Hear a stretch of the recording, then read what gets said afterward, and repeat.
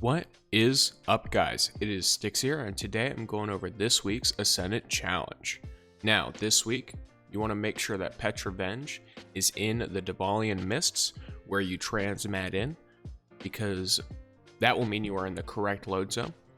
Make sure you grab your Ascendant challenge bounty and any tinctures you might need, and then hop on your Sparrow in order to go to the next part of where we gotta be.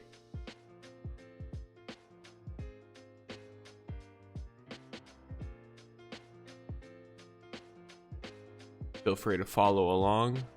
This week's Ascendant challenge is the Cimmerian Garrison, so if you already know where that is, you can go ahead and just go there and then skip to the point in the video where I enter the Ascendant challenge.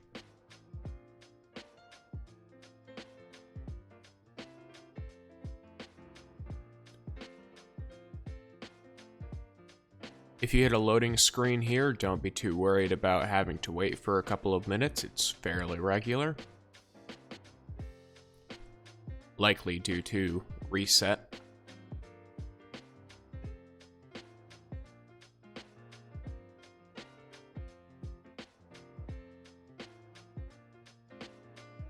Come on down into this cave. This is the entrance for the Lost Sector that this week's Ascendant challenge will be held.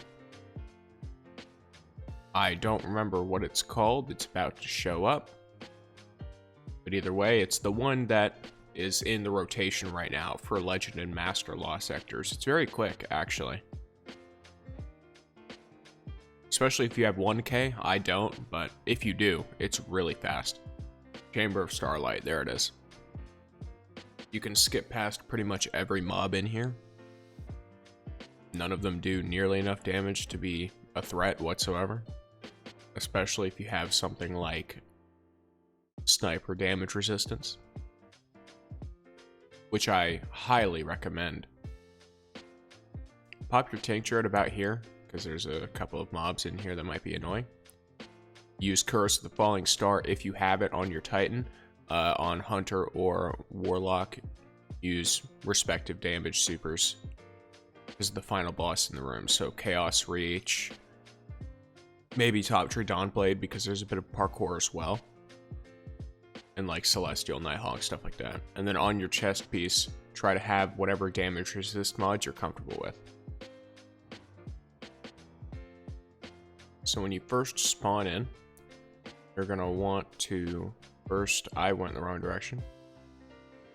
Alright, so looking at it from the middle, dead on with where you're supposed to be running, you're gonna want to go a little bit to the right onto this sort of floating rock to the side of the spawn circle. And then the first Ascendant egg is right down at the bottom of that cliff. I'm going to be going for these Ascendant eggs in order as we come across them, because in the Cimmerian Garrison challenge, it is extremely difficult to retrace your steps without dying. Not to mention, once you get the last egg, you kind of can't leave. Unless you can fly. So dodge all these yeet portals. You can ignore pretty much every mob in here. They will do some damage, but you can ignore them. If you don't want to, though, I would recommend murking the Shriekers and killing some of the Hobgoblins. That'll make things a lot easier for you if you're having trouble with surviving. Pretty general rule in stuff like this, because that, as you can see, the Shrieker is kind of peppering me, even though I have really high damage resist against its damage.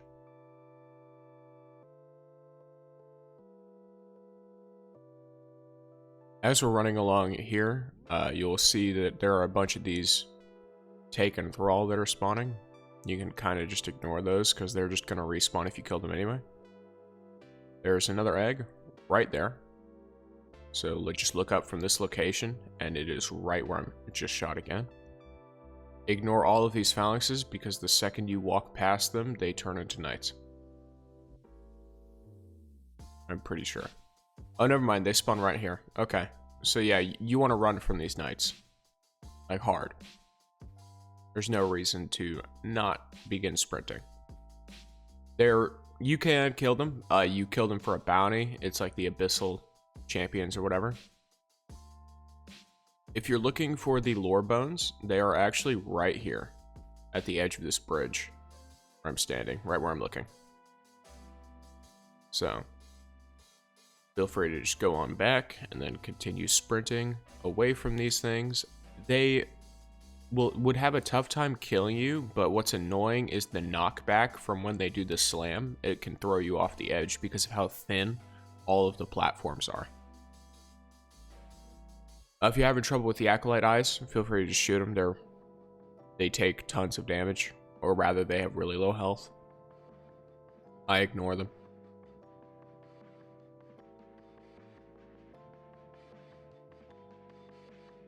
Once again, watch for these phalanx portals, especially the ones right here. These are terrible. If you could sort of just sprint through the middle while sliding to get out of the way of certain ones, that's best.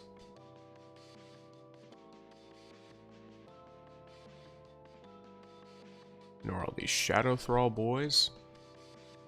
And once you get to about here, if you want to chill out for a second, all of those knights will stop chasing you when you stand on that along with the thrall. It's very odd, but it happens. So for this parkour set, this is where I recommended Icarus Dash. You can also use a Stompy's Hunter or Lion Rampant. I'm using none of these to show that it's actually not super difficult to do it without, though the rocks do kind of turn. Same way as the ones at the end of the Agonarch Abyss do. So you do want to be a bit careful. Not to mention you can't see. At least I can't see. Then you just super. Yeah, you just super the boss at the end. Every class has a shutdown super that will just insta-kill him. Like, if you use... He's technically supposed to have 3 phases. But, you know. Chaos Reach nukes him. Celestial Nighthawk nukes him. Curse of the Falling Star nukes him. Once you've done that, feel free to jump off that ledge the way that I just did. And when you sort of sit in this little lip, you can shoot the egg. Now, I am going to give you a very fair warning. You can't really get up from here. So you now live down here, unless you are willing enough to just jump off the edge like I'm doing. If you need to get the time trial, you have to exit through the portal, so you'll have to run this twice if you've never ran it before. Either way, if you enjoyed the video, do like, comment, etc. Thanks for watching.